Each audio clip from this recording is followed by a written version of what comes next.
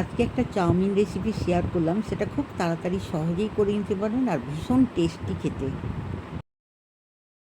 Chowmein তৈরি করার জন্য আলু, গাজর, ক্যাপসিকাম, বিম সব নিয়ে ভালো করে একটু ভাজা করে গ্যাসটা বন্ধ করে ঢাকা দিয়ে রাখলাম।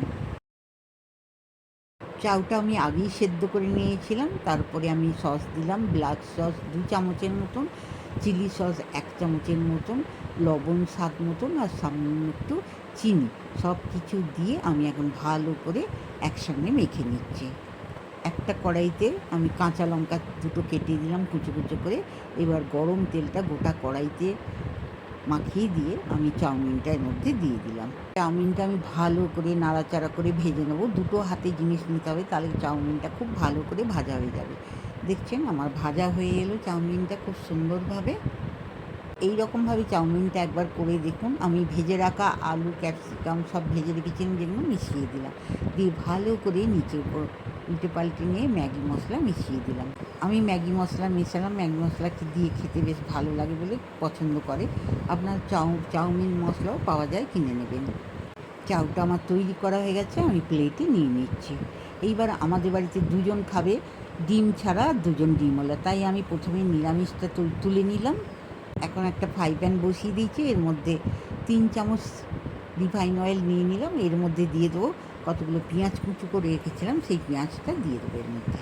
তেলটা গরম হয়ে গেছে, গরম তেলেতে আমি দিয়ে দিচ্ছি পেঁয়াজ কুচোগুলো। পেঁয়াজ কুচোগুলো দিয়ে ভালো করে নাড়াচাড়া করে ভেজে নেব। পেঁয়াজটা আমি ভালো করে নাড়াচাড়া করে ভেজে নিলাম। এইবার আমি একদিকে জড়ো করে দিচ্ছি, পেঁয়াজটাকে একদিকে রেখে দিলাম, দিয়ে ওই জায়গায় স্টিক প্যানটা একটু ফাঁকা করে নিলাম। নিয়ে আমি দুটো ডিম এই সাইডে ভেজে নিচ্ছি। দুটো ডিমের ঝুড়ি করে নেবো আমি। দুটো ডিম আমি ভেঙে নিলাম।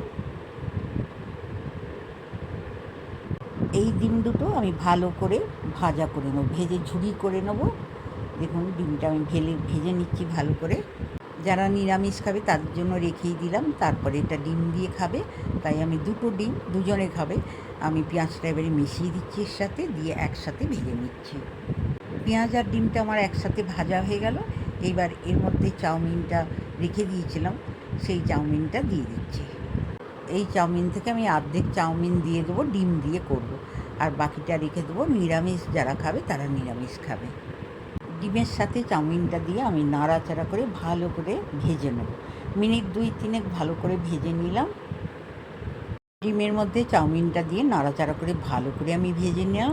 এবারে নামাবার আগে একটু টমেটো সস দিয়ে দিচ্ছি। আপনারা প্লেটে দিয়েও খেতে পারেন বা একসাথে মাখিয়েও খেতে পারেন।